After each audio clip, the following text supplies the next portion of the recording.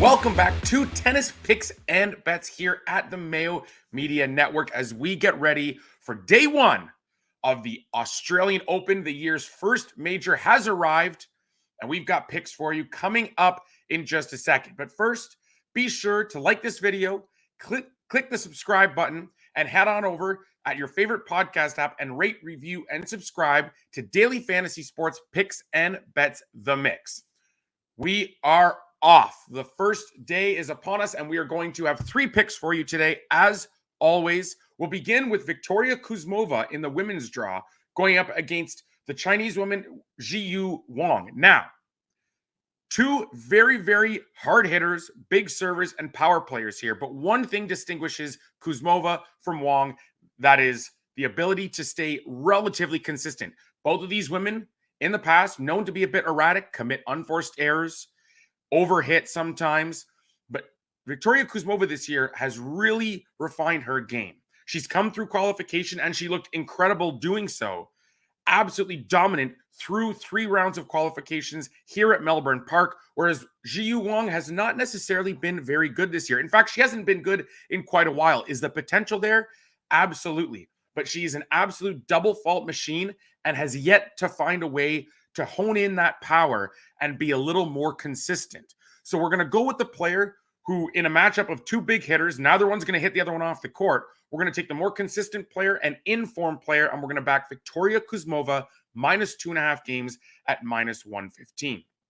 Over on the men's side, an underdog bet to get us going. Albot on the money line at plus 110 against Yoshihito Nishioka.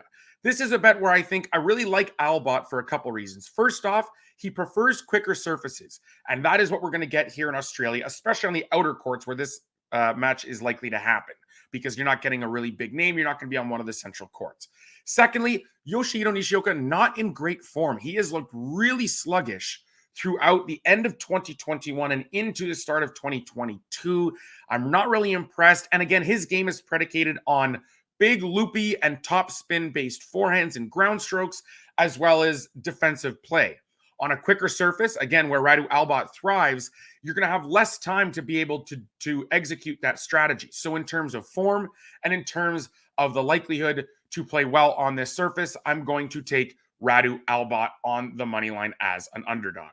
Finally, we're sticking with the men. It's Oscar Otte minus 5 games against Tseng at minus 115. Tseng from a few years back, one of the better junior players in the world, won multiple junior Grand Slams, but has never really translated that to the professional tour. Even at the ITF level, he hasn't had a ton of success, and his only success at the challenger level, which again is the minor leagues of tennis, that was had on clay at the end of last season at the Mayo Challengers, both the Mayo Challenger and the second one the week after.